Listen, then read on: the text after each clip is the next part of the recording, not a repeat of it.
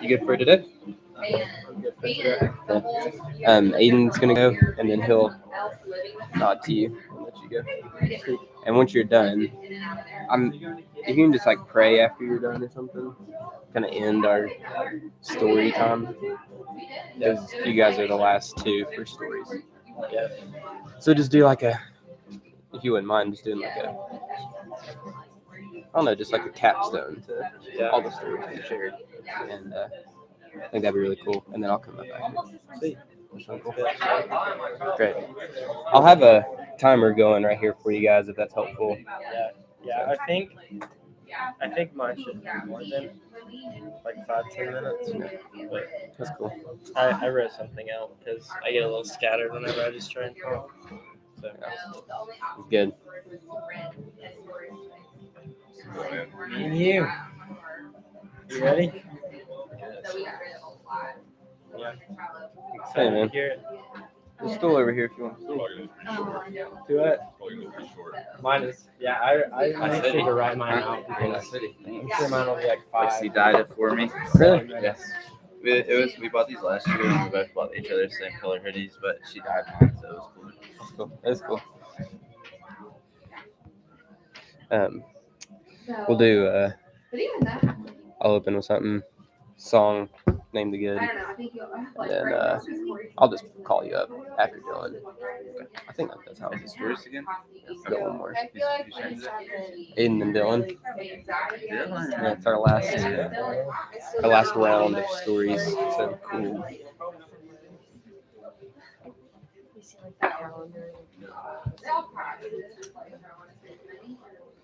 Dylan's gonna pray after his story. Is he on last one? Yeah. Yeah. I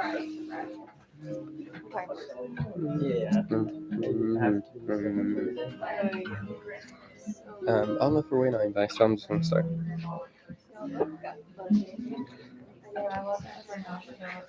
All right, y'all.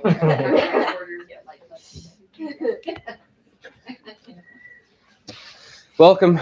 Happy Sunday. Rainy, dreary Sunday. So, I want to start with a quote from Thomas Keating. He was a monk up in Massachusetts. He died in 2018. Been really influential for me. And he says this: "What I've always really wanted was to fall in love with God. It's amazing what obstacles there are within us, or at least in me, that seem to slow the process." I've been thinking about that, of the things in me, the things in my head, the things in my heart, the things around me that slow the process, that a way of thinking that serves as an obstacle to my spiritual formation in the Christ-likeness. And it could be anything. It could be choices you're making, or it could just be like family circumstances, like not even bad things. It's just there's some things in our lives that often slow us down. The Stoics have a whole system of thought that's like, what you need to focus on are the things that are in your control rather than the things that aren't in your control. And as we enter into this space, as we sit around the table, I want that to be the mindset, is like, okay, there are some things that are completely out of my control right now. And there's some things that may be in my control. But my task is who I'm becoming. What's the obstacles in my way on my pathway towards finding myself submerged in God? So as we enter into this space, I want to give us just a second before Will sings, just to recount your week, the ups, the downs, the obstacles, the stuff that's slowing you down, the things that are in your control that you can like step into you need to step up and be like, okay, these things are slowing me down towards God. And then also learn how to let go and trust the Lord with stuff that's outside of your control. So as we start, let's just enter into a time of stillness, silence, ease, being calm at the table with Jesus, and know that he's always welcoming us in that space.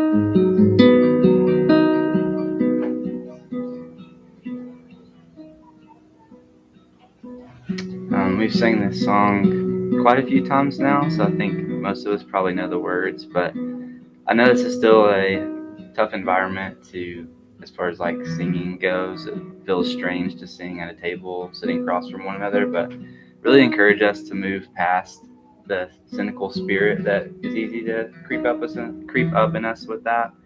And actually just let ourselves sing and sit in the words for a minute today, that we're made for Jesus, and the whole point of our existence is to sit and to know his love. So let's not worry about the people sitting next to us and actually take a minute to sing and sit and know the love of Jesus.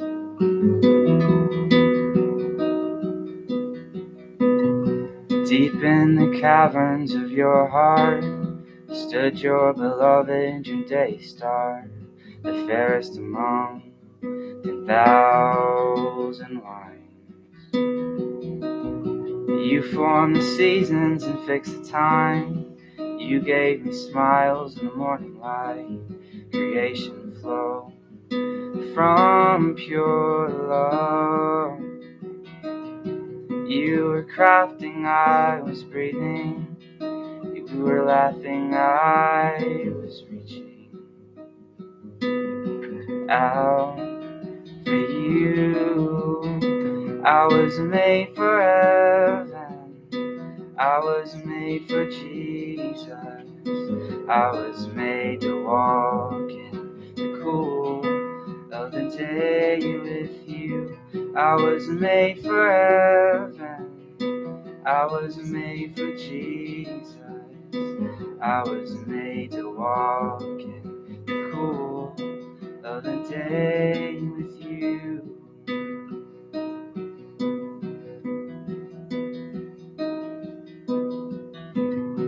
Cursed in the garden of paradise, you knew the pain from a lover's eye. You get us back, you gave it all, and filled in the likeness of flesh on earth. You bore the cross that we deserve. You got down on one knee. Spirit's breathing, now I'm living. We've been married, now I'm seeing what I was made for. I was made for heaven. I was made for Jesus. I was made to walk in the cool of the day with you. I was made for heaven. I was made for Jesus. I was made to walk in the cool of the day with you.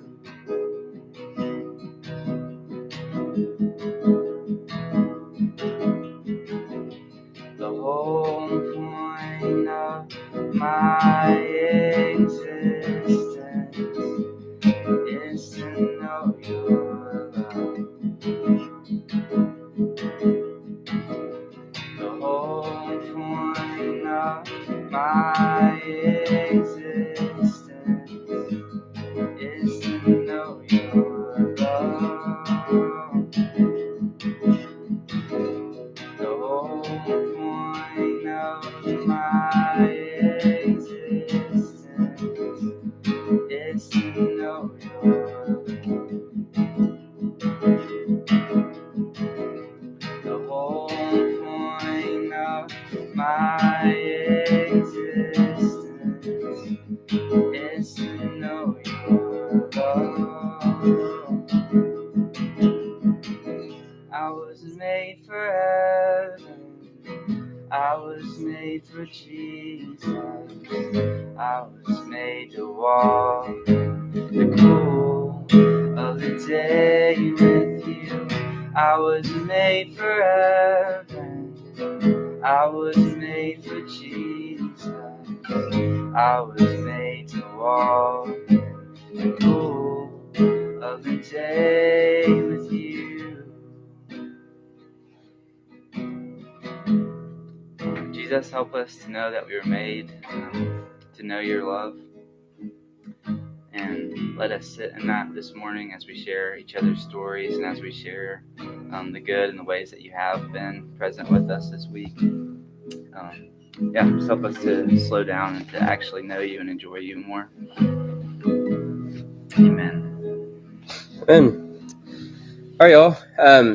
We got 2 more stories today.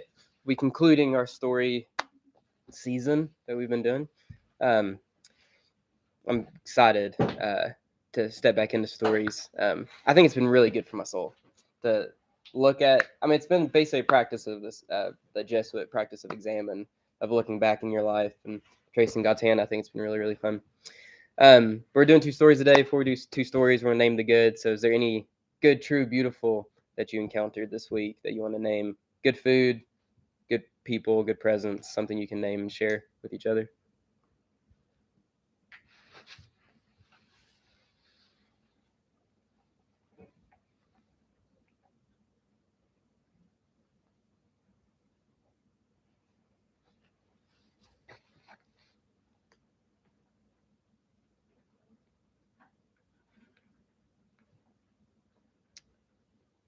Bad week.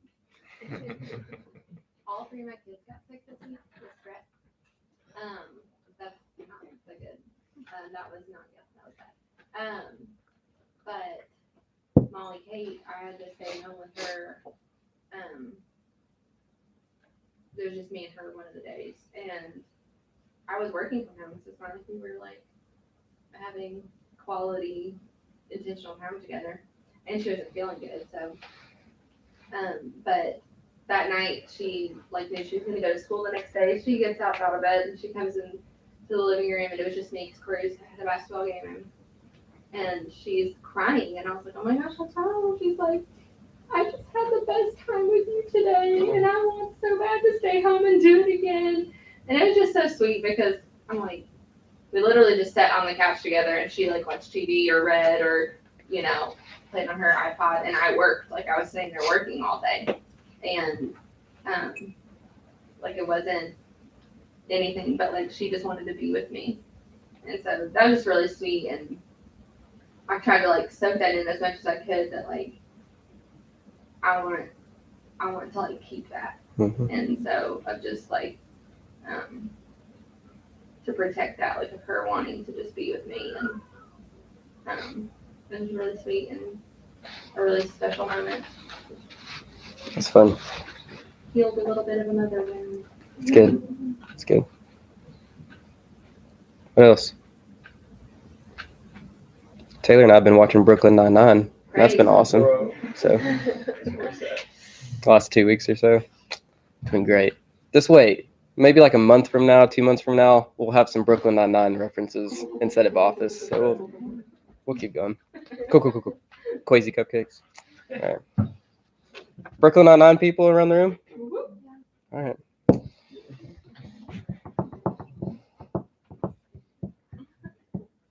My dad's had a tough year of mental health, but just yesterday came over, a couple pizzas. My mom and dad just lived down the road and watched Tennessee kick Texas's tail in basketball. Nice. Just Tennessee football and basketball has been just something that centers us together. And he's kind of a shell of who he used to be as he's recovering. And it's been a hard year, but yesterday was just good to have him on my couch eating pizza. That's great. Talking about basketball, so it was good. That's good.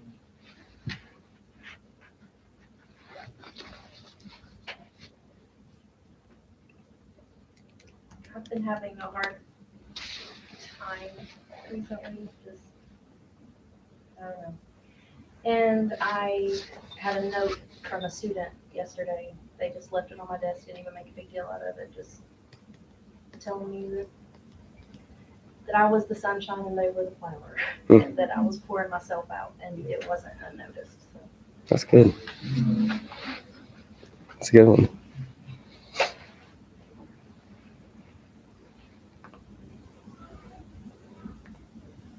Anything else? I had a similar situation. I work one-on-one with people, and I had a client reach out to me, and so I responded, and I was expecting, to be ready to meet one of their needs. and they just said, "Oh no, like I just wanted to check on you. Like I just wanted to see how you're doing." This is a client from a previous customer that I would be at weekly, and she said, "Fridays, I always think about you because that was the day I would be there." And yeah, I just wanted to see how you're doing, and I was like, "Wow, Well, that's good. that was really cool." Yeah. So. That's cool.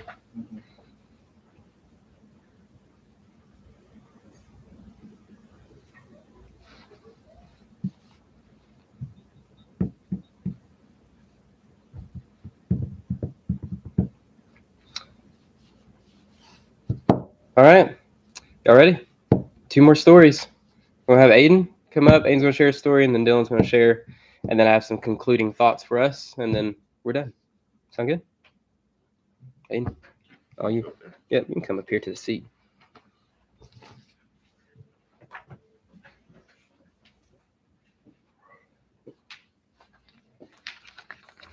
What's up?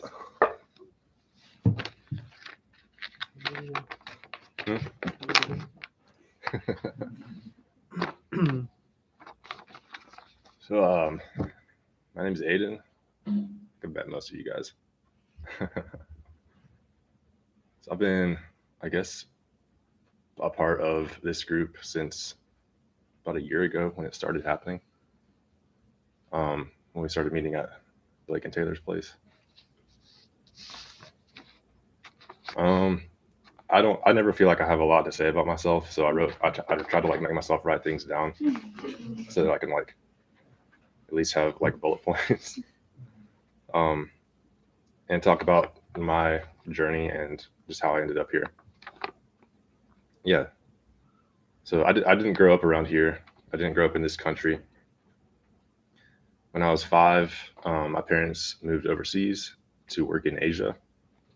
And so I lived in another country for about 13 years until I came back to the States for college, which was about 10 years ago. So I've been back since then. I wouldn't trade my childhood for anything, but there's definitely a strong mixture of experiences that came with it, both very good and some that weren't good and I've had to deal with.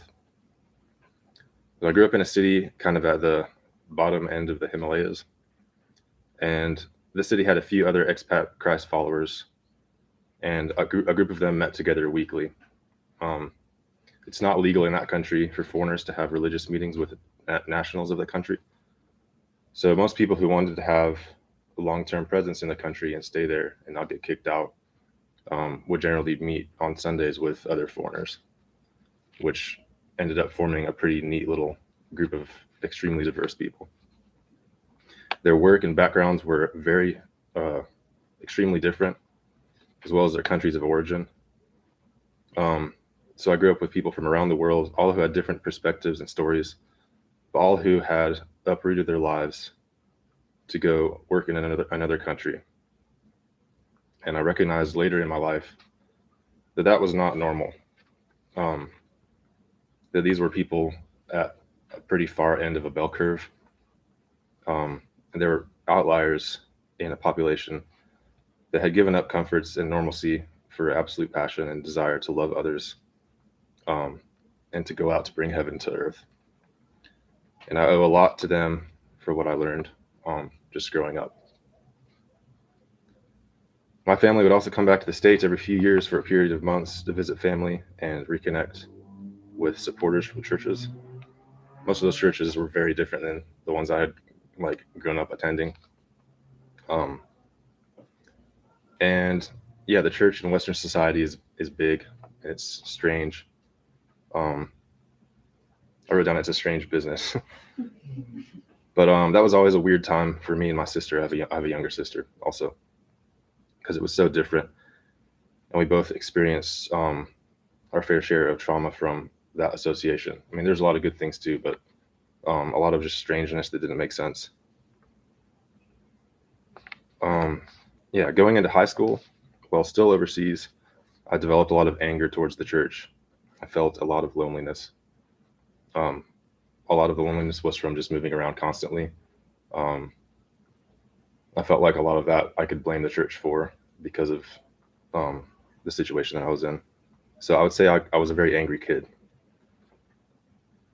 Eventually, I came back to the States for college and loved the freedom that I had. I had freedom to learn about things that I cared about. And I struggled for a while with guilt because I had always had the thought shoved down my throat that I needed to find my spiritual gifts as soon as possible and use whatever I did for the glory of God. And I needed to find that out quickly so that I could contribute and be of worth to God. I was not told that by my parents. My parents were awesome. But I mean, a lot of us, I think, that grew up in the church through the 2000s have heard similar things. But I didn't know what to do. I ended up majoring in fisheries biology, which absolutely enthralled me. It was the best thing ever. I had no idea how God was going to use that for anything. But that's what I pursued. I didn't know how God could use something along those lines that I was passionate about. So I felt like in pursuing sciences, I was moved in ways that were very different than how I was told I should be moved in the church. I appreciated and emphasized things in my life and my studies that I was told were not the main point of life. As I moved along, I became more and more enamored with God and the earth and with the natural world and its complexities. I perceived more wonder and awe of God from my geology classes that talked about the age of the earth than I did at most churches. I became very enthralled with just the idea of who God is apart from humanity. And I think that's something that's, I don't know, it's so cool. I thought that it was important to learn about the earth and just all that's in it.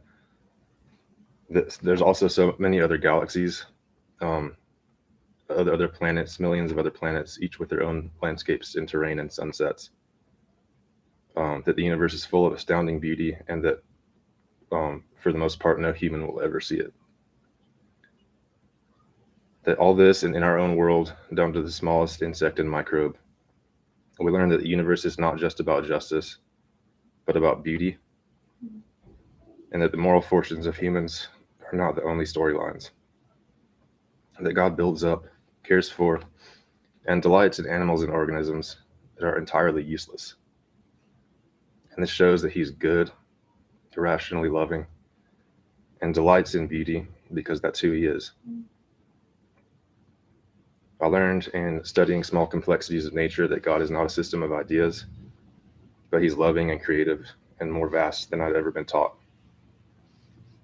I continued into graduate school for a degree in ecology, and I finished at the end of 2020 in a very strange time to graduate, when the pandemic had placed a chaotic fog over academia and social life and just everything in general. I was very thankful to have just finished. Shortly after that, I moved to East Tennessee. And through the pandemic, after close to a year of having not attended any kind of church, I felt a starving need for some type of spiritual community, and I wanted growth.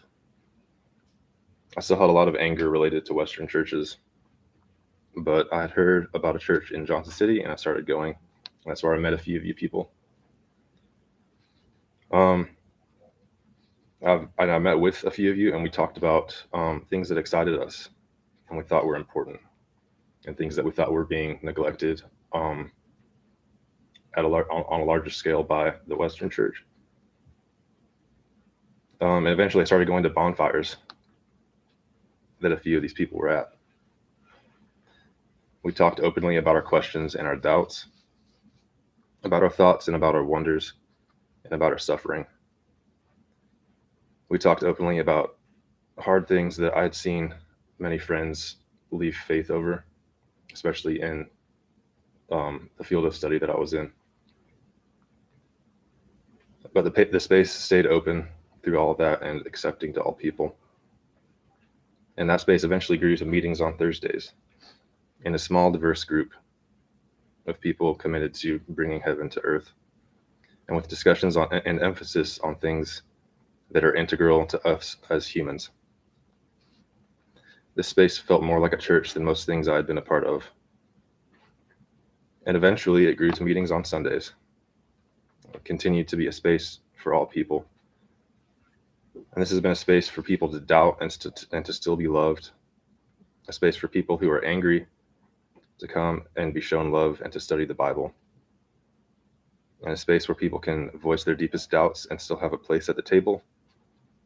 And where people can disagree with each other and still get invited. I think it's very special to be a part of all this. And I'm thankful that I've been here for the last year. Yeah. So, now we'll have Dylan up here.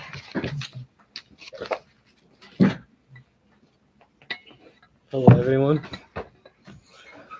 I'm not as prepared with papers, but I have it written on my phone.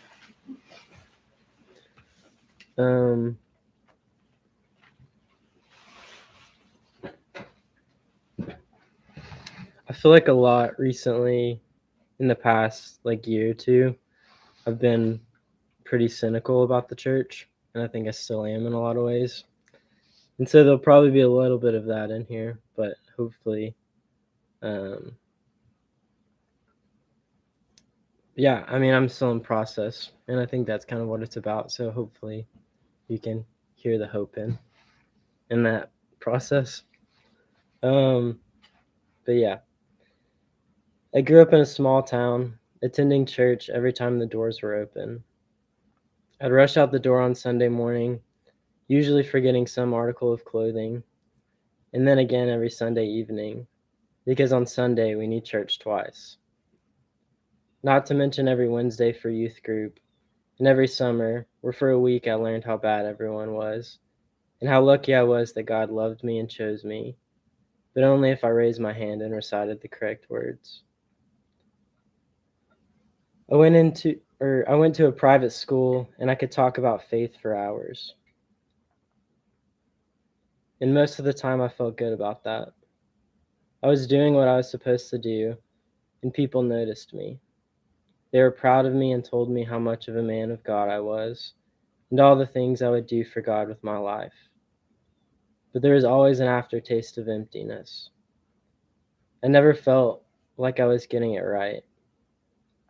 There had to be something more than this, something I was missing. I think I'm still searching for exactly what that is.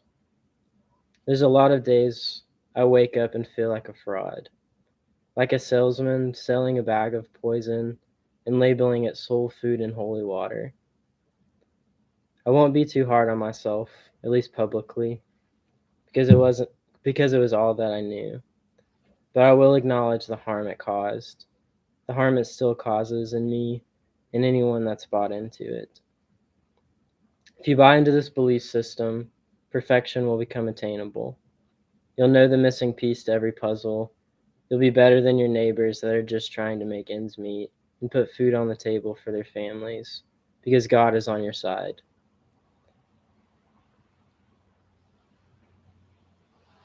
Your sports team will win. That spot in the parking lot that's always full will open up because you have the favor of the Lord. You needn't worry about the world and the people in it, because God is in control. You'll have everything you need. It seems like a pretty good deal until it doesn't work, until God doesn't show up, until we can't explain the thing that just happened, except in the dismissive rebuttal of God works in mysterious ways. I worked in this way too, until it stopped working.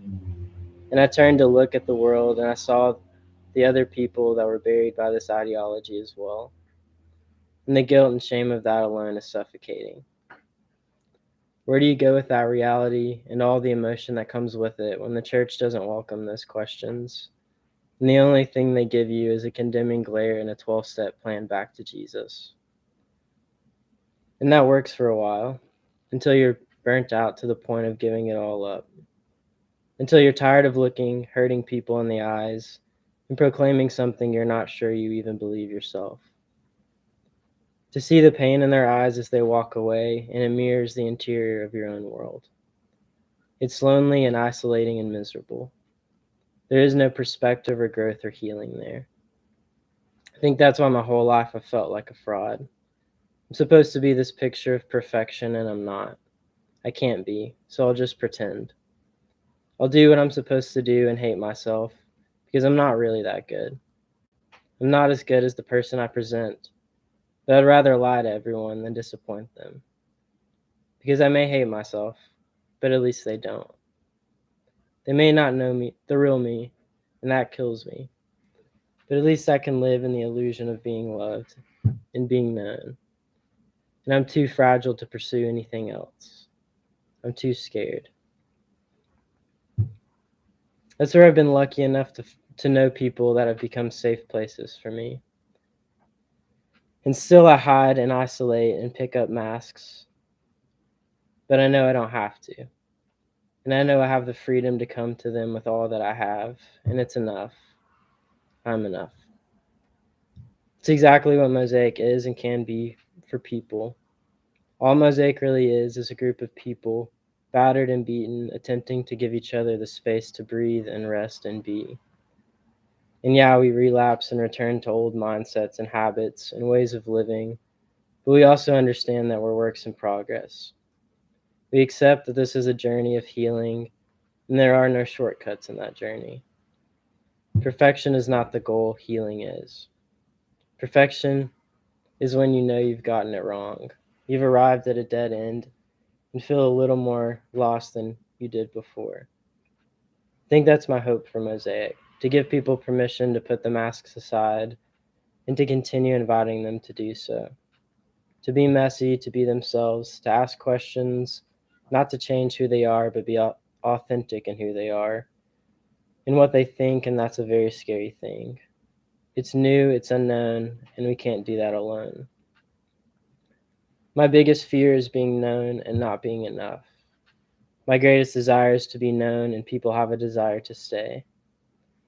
And I have freedom to be myself with those closest to me. And that's part of the beauty of this mosaic.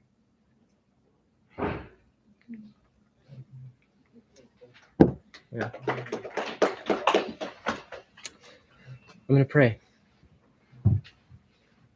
God, thank you for this space, for these people. Thank you for, I think this is probably the reason that I have hope in humanity, in the church, and in you, because of people that love you and love me, and it doesn't matter about anything else. Thank you for all the stories that people have shared. I think it brings unique perspective, and I think we need perspective in life, because that's how we grow, and that's how we learn, and that's how we truly know the people that are around us. So even though these stories may be coming to an end on Sundays, I hope that we can continue to sit around a table or a bonfire, a cup of coffee, and talk about them and really get to know people and show them that we want to be there for them and we want to know them, and we don't have any hidden agendas or plans to get them to Christ, but just to love them and be there for them. And that's enough. Amen.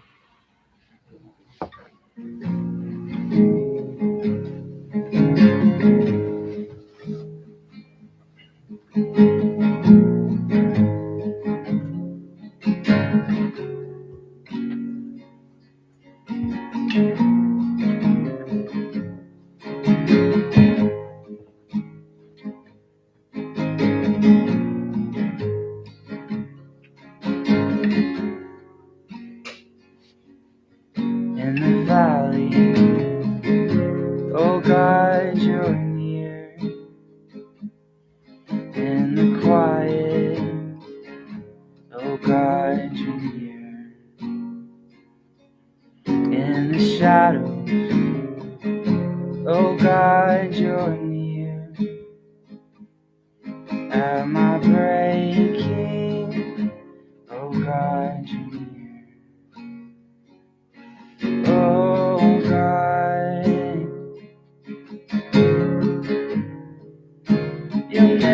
never leave my side. And your love stands firm through all my life.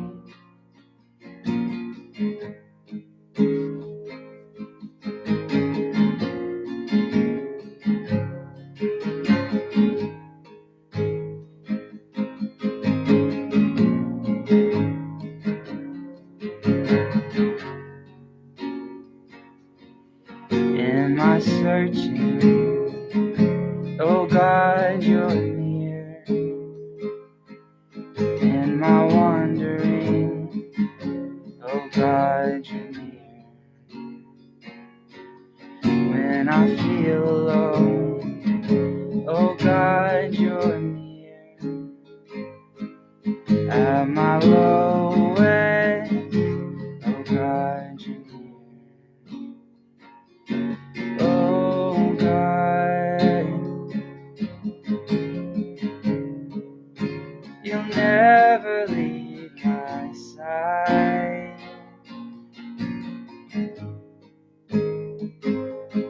Your love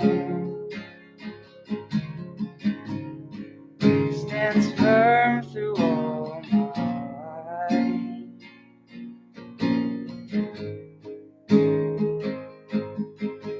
And hide your depth or anything else can pull us apart, rejoined as one by your love.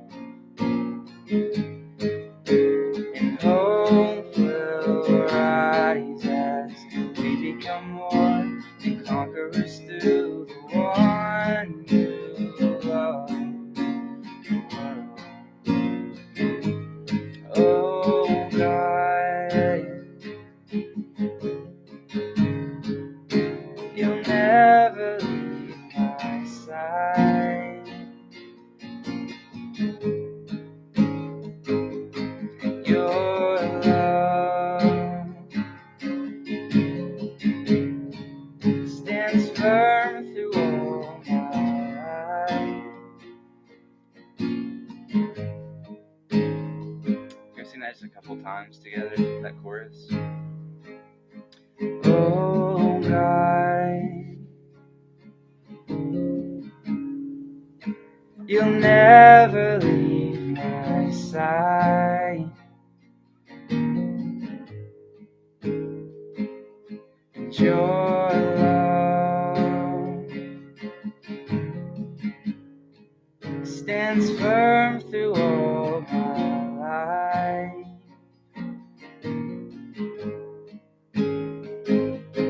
Oh God, you'll never leave my side. And your love stands firm through all my life.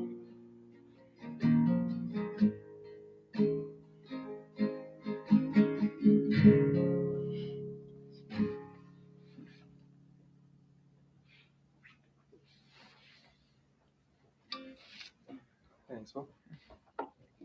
All right, y'all. Stories. Here we are.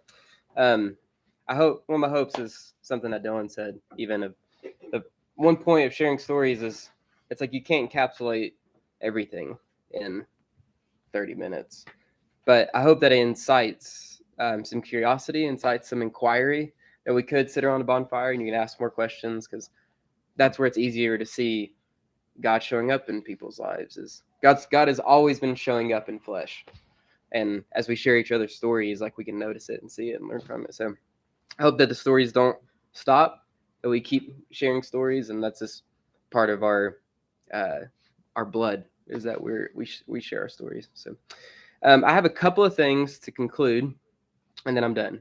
Okay, sound good? I just want to give you guys an update on the next little bit of what we're talking about. So next week, we're doing, we'll be talking about you and your world. So like we've been talking about your story. We've been looking back and thinking about, okay, I grew up in this kind of environment, and this is what shaped me, and this is Mosaic, and this is why I'm here, and this is why I want to be here, or whatever. But now I want to look forward and say, 2023, how are you showing up in the world? We talked a little bit about true self, false self stuff at Christmas, and I think it's worth fleshing some more stuff out. So who are you? How are you showing up in the world? I actually think the biblical line for this is what the Bible says is election. And I think that's a horribly misunderstood word that I hope to recover because it's beautiful. Like, who has God made you to be? And how can you show up in the world? And how can you include all of that? Who you were, the past stuff, the trauma, the obstacles, the ups, the downs, everything you've been through. But also look ahead to the future of like, this is who I am, and this is how I'm going to show up in the world. So we'll talk about that next week, which I'm very, very excited about. After that, we'll talk about salvation, which is great. We'll have a good old altar call service. I'm just kidding. We'll talk about salvation, though. Salvation as a pathway of healing, not as a system of boundary markers or stuff that goes on your head. With that, I'm really excited about that one, because what's happening after that is we're going to do our What About series of conversations. I'm still trying to formulate how that's going to play out, and I need y'all's input. So one of the values of Mosaic is even something we've heard the last couple of weeks is like, this is a safe space. No matter who you are or what you're bringing to the table, like, you're safe here. Whether that's what's going on in your head or what's going on in your heart, like, this is a safe table. And, you know, churches have always said similar things, but our curiosity is like, what if we tried it and meant it? It's like, you're actually safe at the table. And so we're doing this What About series. It's like, what's been in your mind, in your heart, or whatever, that you've always said, like, churches need to talk about this. Community, like, we need to have this kind of conversation. Or I've had this kind of sneaking question for a long time, and I've never voiced it. We're going to dedicate a series of Sundays or whatever to those ideas. And it could be anything. Like, I really mean that. Absolutely anything. We have some questions already, stuff about like sexuality, things, evil, Jesus' death. Why did Jesus die? Women in leadership, political stuff.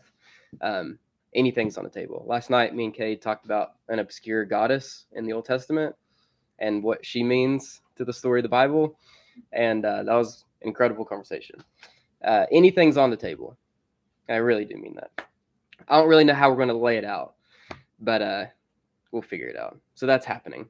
But before we get there, that's what I'm going to talk about in 2 weeks. We're talking about salvation as a pathway of healing, not just what's going on in your brain. And I hope to talk about that first. Because as much as I love to talk about all the other stuff, at the end of the day, it's not what's in your mind that saves you. I would lean towards it's Christ that saves you. And I think there's a big difference. So just because you substitute answers, like you were a raging fundamentalist and now you're not, like we're just switching sides, you know, doesn't mean you've grown. Like, who are we actually becoming in the world? We just, next week we're talking about you showing up in the world. Like, let's talk about that and who I am becoming, and the fruit of the Spirit being like the highest human ethic of what it means to be a human in the world. I want to be that kind of person. But there are some things that stand as obstacles to spiritual formation. And that's why we do talk about the What About series. It's because like there are ways of thinking and believing that do serve as obstacles to who we're becoming. And so that's what we're going to talk about that. Does that make sense? Sequence is very meaningful for me over the next 4 weeks, 5 weeks. So I'm geeking out over that stuff because that's how I like to show up in the world, is help with those kind of conversations. Anybody have anything else to conclude? I have 2 announcements after this, but anything else? It's blazing hot in here. God, this is horrible. If you have a What About, text it to me, send it to our Instagram, whatever. Let us know. We'll keep it anonymous if you want. Could be about anything, totally. We have a sign up for kids. We need to get the sign up for kids going. Let Taylor know. Yeah, so we'll get that going as far out. Would be really cool. This Thursday, we're going to do one group at our house. So everybody will be in Kingsport, our place, 6:30. We'll figure out dinner, something like that. Anything else we need to say? It's 11 o'clock. We got the whole day ahead of us. What do you do with all this time? No, I was kidding. All right, y'all. It's really, really good to be with you guys. That's all I got. All right, cheers.